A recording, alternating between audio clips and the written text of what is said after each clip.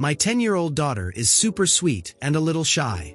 Sometimes, I have to order food for her because she gets embarrassed and always tries to avoid confrontations. Now, on to the story. We were at a very popular spot, full of food trucks, Mexican food, barbecue, treats, ice cream, Chinese food, and about 20 different kinds of meals. The place had a great atmosphere, sometimes featuring a DJ, clowns, and all kinds of vendors. Among them, there was someone selling bubble wands and an artist doing funny caricatures. These two will be important to the story. All the food trucks knew a specific woman because she was always causing trouble with someone.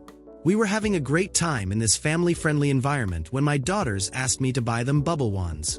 I agreed but asked them to wait before using them since they looked like lightsabers, and with so many people around, they might accidentally hit someone. They agreed and waited. I was at the dessert truck waiting for my order, along with my wife and 2 daughters. Karen and her son, who was also around 10 years old, were there too. They had already placed their order, and she received a milkshake and some other treats for her son. However, her order was incorrect, and she demanded it be fixed. The staff apologized and agreed to remake it. Meanwhile, her son started playing with the straw and whipped cream, splattering it everywhere, including on my shirt. I wiped it off and kept waiting for my dessert, but the boy thought it was funny and kept doing it. I politely asked Karen to keep an eye on her son since he was making a mess and getting everything dirty. Already irritated about the mistake in her order, Karen yelled at me, "Deal with it. He's just playing. Kids are kids." At that moment, my food was ready. I ignored her and started handing out the food to my family. When I went to give my daughter her food, I noticed she was staring at Karen, and for some reason, I developed a kind of X-ray vision. I could see the gears turning in her head, figuring out a way to get back at her for me. But, as I said, she's shy, so I let her do whatever she wanted, never imagining she would actually do something. 2 seconds later, Karen's dessert was ready as well. It was a large box of crepes, extra strawberry jam, chocolate syrup, and, of course, extra whipped cream to make it look nice, topped with a cherry. She grabbed the food, looked at it, and brought the box up to her face to pick the cherry off with her mouth. That's when my daughter took her bubble wand and smacked the box, sending everything flying straight into Karen's face and all over her clothes. It was hilarious. Everyone around started laughing. Karen looked at me, furious, and started yelling for me to do something about my daughter. I was in shock because I never thought she would do something like that. I was still processing what had just happened when my daughter, with a scared but determined look, told Karen, "No, my dad isn't going to say anything. You deal with it, because I'm a kid, and kids are kids." The crowd's laughter grew even louder. Karen ran away. I was so proud of my daughter. She turned to me to apologize for what she did, saying she understood that this kind of behavior wasn't acceptable and that she deserved to be punished. But no, she wasn't punished. The people around had overheard and started cheering for her, saying wonderful things. A few weeks later, we went back to the same dessert truck. A drawing was on display, made by the caricature artist, showing Karen on the ground, covered in desserts, with my daughter standing tall, holding her bubble wand. I hope you can imagine a funny drawing of something that was already hilarious. The staff recognized my daughter and got really excited. The cashier explained that he bought the drawing and decided to display it in the window because my daughter had become their hero. The following week, Karen returned to the spot, saw the drawing, and demanded it be taken down, or she would call the police. The staff member simply responded, "If you call the police, I'll call Jack. Jack is my daughter's name." She was furious and left. The story spread across all the food trucks. At least half of them ordered similar drawings from the artist or put up signs with phrases like, "Karen, we don't call the police, we call Jack." I don't want to drag this story out too much, but imagine seeing those signs everywhere. This went on for about 3 weeks, and no one saw Karen anymore. From what I hear, whenever she does come back, she has a much nicer attitude. My daughter's story became known all over the area, and whenever we visit any of the food trucks that recognize her, her food is always free.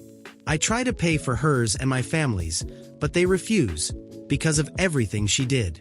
They don't have to deal with a Karen anymore. Final score: Jack 3, Karen 0. A woman in her 20s tried to teach me etiquette on the subway. I recently moved back to Boston after many years. I've lived in Los Angeles, New York, and traveled extensively through other urban areas in the US. I was waiting to board the subway at Harvard Station and happened to be at the front of the line when the train doors started opening.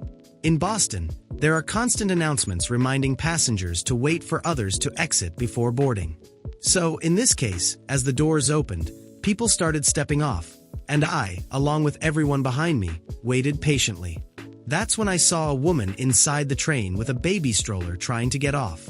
I stepped into the train to hold the doors open and make it easier for her to exit.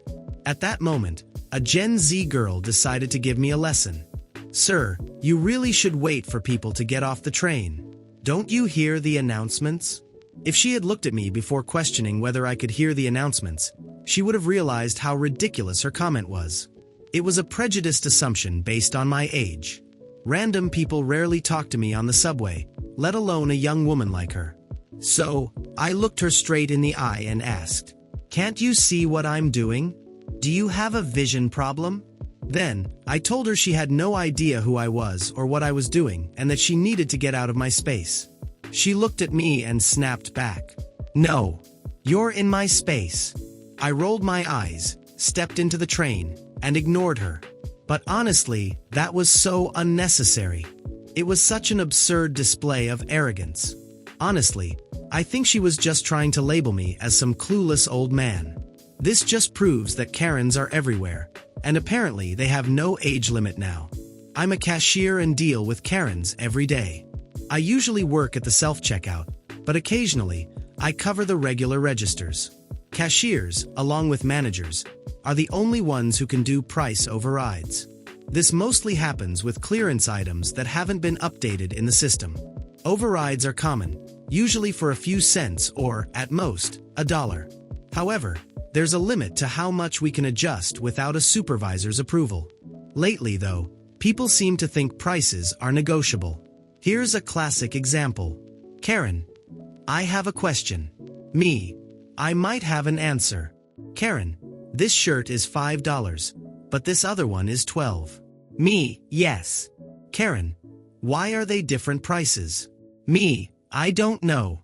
I don't set the prices. You can ask the clothing department." "Karen, but they're the same size, design, and brand. They should cost the same."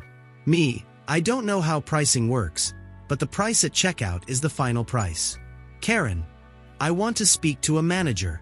This is ridiculous." So, I call the manager, who basically rolls their eyes and confirms that the price is the price.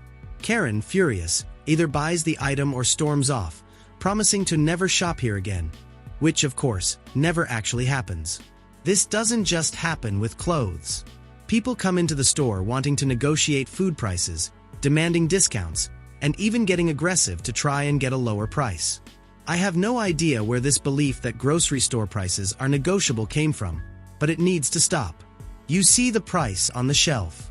If you don't like it, just don't buy it. I hired a Karen. It was hell. I needed to hire someone for a small startup. This person would work closely with me, essentially as my right hand, covering for me when I was in meetings. I hired a woman who, surprisingly, was nothing like the person I interviewed or the one I got references for. On her first day, all she did was complain about how her old job was more organized. I reminded her that we were a young company, barely 2 years old, and that she had complete freedom to organize things however she saw fit. But her response was, "That's not my job. This should already be organized for me." By the second week, she emailed my boss and HR to complain about me. She claimed I was never available to help her. When I was called in to clarify, I explained that the only time I wasn't around was when I was in meetings, the same meetings that HR and my boss attended 99% of the time. Plus, she was literally hired to cover for me in those situations. HR and my boss understood and brushed it off, but it created an awkward atmosphere. By the end of the first month, she started filing daily safety complaints. Even though we knew they were baseless, we were required to investigate them. In the end, she quit. I've never been so happy to see someone leave. To sum it up, I hired someone who made my life hell for 2 months.